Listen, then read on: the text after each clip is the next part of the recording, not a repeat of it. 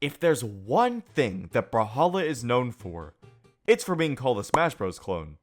But if there's two things that Brawlhalla is known for, it's for Sandstorm. But if there's three things that Brawlhalla is known for, it's for the unbelievable amount of crossovers that it has. In fact, the total amount of crossovers has now surpassed the amount of legends, with 69 crossovers and 60 legends. At this point, all we need is Peter Griffin in Brawlhalla and it'll become the Fortnite of fighting games. Now, there's been 19 different crossover events so far, and some have been way better than others. For that reason, I'll be ranking every crossover event from worst to best. Before we start, I do want to mention that I won't be counting crossover events with two parts as separate events, and I'll just be combining them into one. Obviously, the ones with two parts will have more cosmetics, but that won't affect the placements. With that being said, let's begin with the worst crossover event in Brawlhalla, the Tomb Raider event. I really don't have much to say about this event, mostly because I forgot it even happened. This is genuinely the most forgettable crossover event by far. It added only one skin, and it's not even a good one.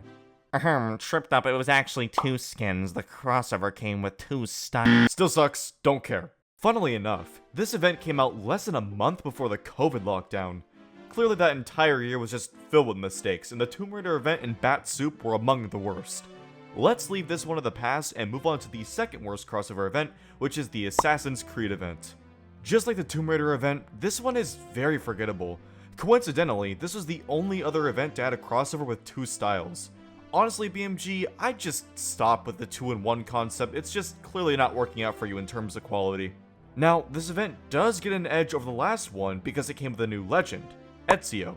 You know, quite possibly the most forgettable legend in the entire roster. There's not much more to say, so let's move on to the next event, the Castlevania event.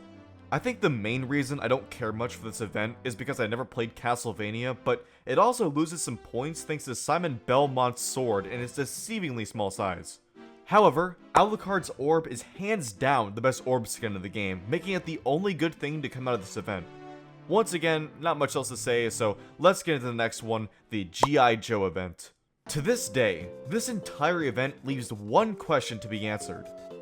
Why? G.I. Joe was probably the last thing anyone would expect to become a Brawlhalla crossover, and yet, here it is. My best guess is that it was foreshadowing as to what would happen at the Oscars about 1 month later. Jada, I love you. G.I. Jane 2, can't wait to see it. Alright?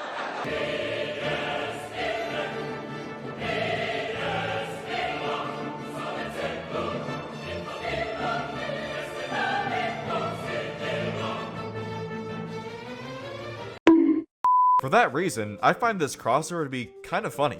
Unfortunately, being kind of funny does not save it from having the worst crossover in the entire game. I said it in my top 10 worst crossovers video, and I'll say it again. Storm Shadow is by far the worst crossover in Brawlhalla. The custom SIGs are worse than Koji's base SIGs, and the guy literally has tidy whities on his head. Why would I want to buy this? The other crossover skin was Snake Eyes, which could have been a good crossover if it weren't for the fact that it made Thatch pay to win. His blaster's D-Sig is completely silent compared to the loud noise that Thatch usually makes with his D-Sig, making it very annoying to deal with.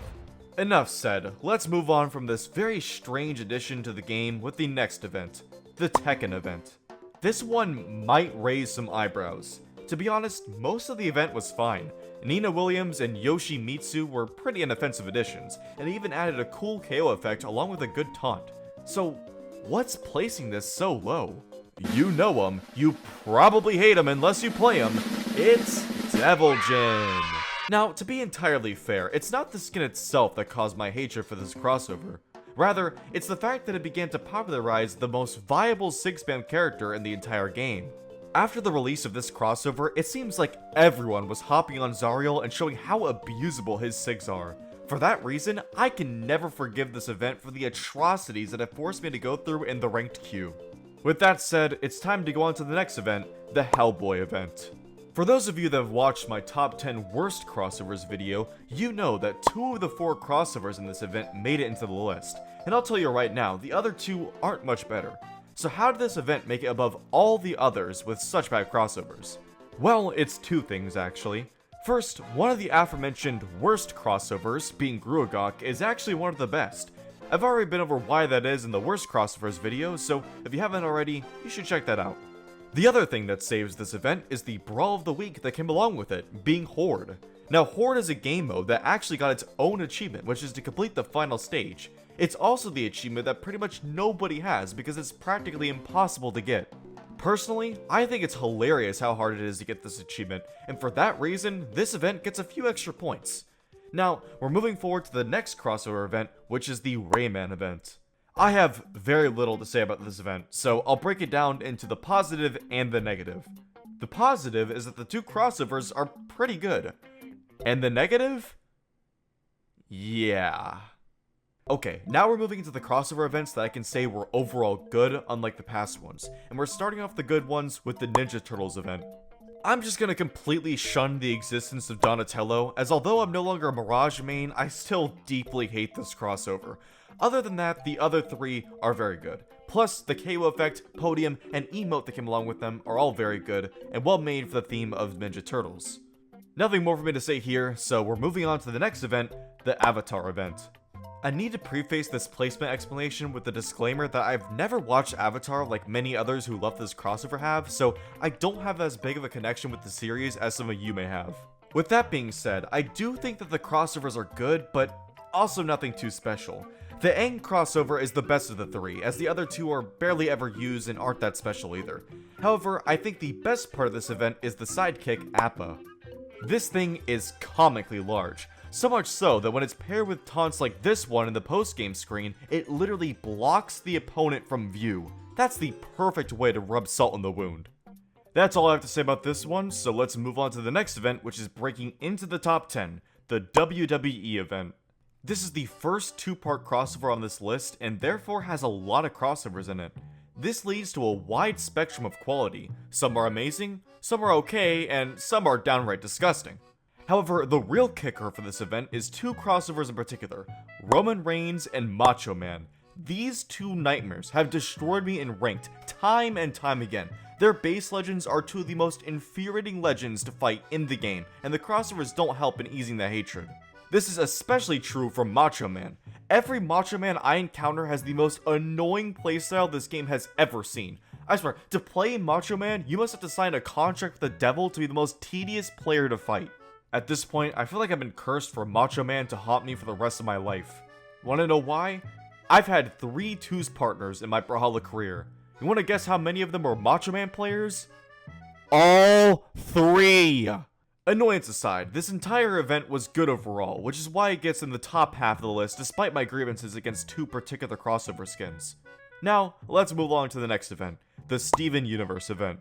Truthfully, this placement is pure bias.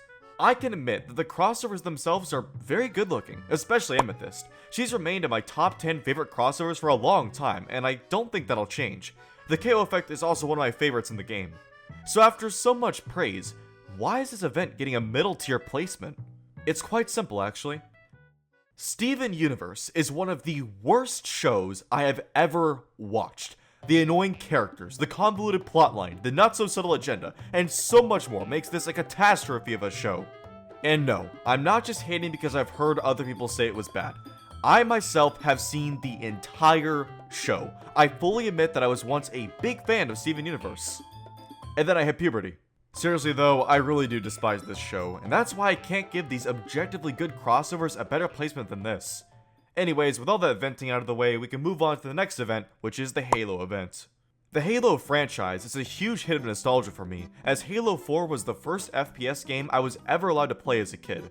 So when I saw that Halo was being added into Brawlhalla, I was very excited, and I'm happy to say that my excitement was not let down, as both of the crossovers are very detailed with amazing custom SIGs. In my opinion, it's actually the weapon skins that were the best thing to come from this event, as the energy sword from the Arbiter is easily the best sword skin in the game, and the other weapons such as the Needlers and the Oddball are perfect references to include. Honestly, now that I've said it all out loud, I think this crossover event was absolutely perfect. Oh no. Oh no, no, no, no, no, no, no! What I meant to say is, this crossover event was absolute perfection until we get to the map that came with it. What kind of madman thought having 4 platforms like this was a good idea? Furthermore, the wall graphic is not aligned with the hitbox, making this map broken in the most literal sense. Now, this really wouldn't be all that bad. Except they made it a competitive map! Blue Mammoth Games. Why do you insist on making terrible changes where no one is asking for them? The competitive pool was good how it was, but they decided to stick this monstrosity into the mix? The map alone completely taints the rosy picture I painted for this crossover event, which is why it's much lower than I wanted to place it originally. Let's move on to the next event before I make an hour rant about the new map pool, which is the Shovel Knight event. This is it. The original Brawlhalla crossover. The genesis of crossovers. And I've gotta say, it holds up pretty well even to this day. I'm not the biggest fan of Shovel Knight himself, but the rest of the crossover skins are really good. All of the weapons and custom SIGs are fitting for the characters, and they also look amazing. Now, the one disappointing thing about this event is that there were no other items added besides the crossovers themselves, both for the original event and the Enchantress edition. However, I can't really knock off any points for this, considering that this was their first time doing a crossover event and they were still testing the waters to see what they could add. Anyways, since the skins were all that were added, there's not much more to say, so let's move on to the next event, the Walking Dead event. Quick note before we get into this, I love how on the wiki, it calls this event AMC's The Walking Dead event. Yeah, no shit, buddy. What other Walking Dead is there? None of the other events have their publisher's name like that. It doesn't say Cartoon Network Steven Universe now, does it? I'm not exactly sure why that minor detail made me go off on a rant like that, but I digress. The AMC's The Walking Dead crossover event was very well made. The original 3 skins are designed well, especially Daryl and his dope motorcycle. I also really like how good of a match Negan is for being the only crossover with a greatsword. Making his Lucille into a greatsword rather than a regular sword was a great choice. Additionally, the KO effect and the podium fit well with the theme. Overall, this is a very solid adaptation of AMC's The Walking Dead. Now, let's enter into our top 5 crossover events, with number 5 going to the Adventure Time event.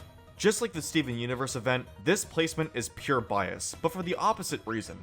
The crossover skins are good, but they aren't much more than that. Yes, I know I put both Jake and Princess Bubblegum in my top 10 best crossovers list, but that video was over 2 years ago now, so... Wait, that was over 2 years ago? Good lord, we're getting old. Existential crisis aside, my opinions have changed since then, and they've both fallen out of my top 10. Not to say they aren't good, but definitely not top 10 material anymore. The KO effect is fine, and the map is FFA, so it basically doesn't even exist. Despite all of that, this event made it into the top 5. How? It's quite simple, actually. Adventure Time is one of the best shows I've ever watched. Fleshed out characters with character development, complex but understandable story, no not-so-subtle agenda, and so much more makes this a joy of a show to watch. If you haven't already seen the show, I definitely recommend giving it a watch. The ending is enough to make a grown man cry. Due to my love for the show and how well they implemented the features of the characters into the crossovers, this event gets 5th place. Now moving on to the 4th place spot, which is the Kung Fu Panda event. The Kung Fu Panda movies are a masterpiece of animated movies, and I've loved them to death ever since I saw them at a young age. So seeing them come to Brawlhalla was a huge delight for me, and I'm sure others feel the exact same way. All 3 of the crossover skins are top tier, especially Poe with the attention to detail on his custom SIGs and how the Furious 5 help him perform the signatures. It's an amazing touch that does not go unnoticed.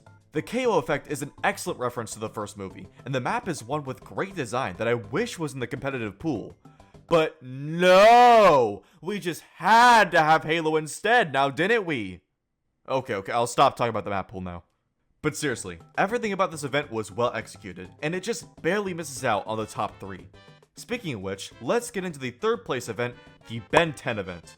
Sorry to all you iPad kids out there, but if you didn't watch the original Ben 10 show, your childhood was basically invalid. I vividly remember having the Omnitrix watch that Ben would use to turn into his different forms, as well as mini figurines of all the different aliens. I even played the Ben 10 Wii game, which I still have to this day. It's fair to say that Ben 10 is a huge point of nostalgia for me, which is why I'm very happy that it became a Brawlhalla crossover. The 3 crossover skins are perfect fits for their respective legends, and one of the skins, Heat Blast, is my second favorite crossover in the entire game. It used to hold the number 1 spot until very recently, but we'll get into that in due time. The KO effect and podium are super cool as well, and although the map's design isn't the best, the art does save it a bit. Quite possibly the best part of this event, however, was the addition of the Morph game mode, aka Get who wants to be immediately obliterated by someone who spent 300 hours labbing out a zero death combo. You die here. No, I don't. I'm actually alive here. If you look closely. Yeah. What? Although I'll never become one of those people who can do those type of combos, it sure is crazy to watch. Now, let's move on to the runner-up event, the Street Fighter event. These crossover skins are just objectively cool.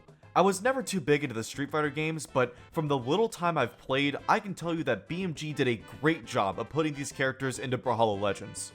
These are also the only crossover skins to have voice acting for their custom signatures, which is a great touch that reflects the actual game very well. One criticism I do have is that Ryu and Ken are practically clones of one another. I get that both their characters fit best into Petra, which is why they both use her as the base legend, have similar looking signatures, but I don't see why Ken needed to be added. Ryu is good enough on his own, and I don't think anyone truly likes Ken over Ryu, so it was a pointless addition that could have gone to a different Street Fighter character instead. I digress, the skins all look good and are well made. Also, the KO effect is probably the most overused effect in the game, so much so that I've grown rather sick of it.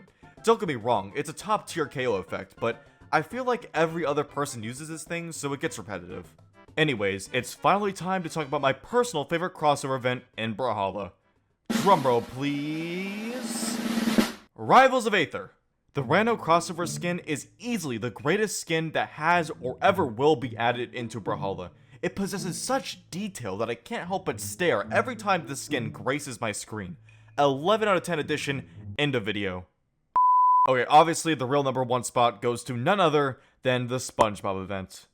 I don't know what I can say that hasn't already been said about this crossover event. Patrick has become my favorite crossover skin in Brawlhalla. I don't care if his base legend is the one I despise the most of all, it's still amazing and I had to buy it. There are so many references packed within not only the crossover skins themselves, but the taunts, KO effects, weapon skins, and especially the emoji skins. They somehow managed to pack all of the greatest SpongeBob memes into emojis. This is the definition of perfection right there. I cannot stress to you enough how much I love these crossovers.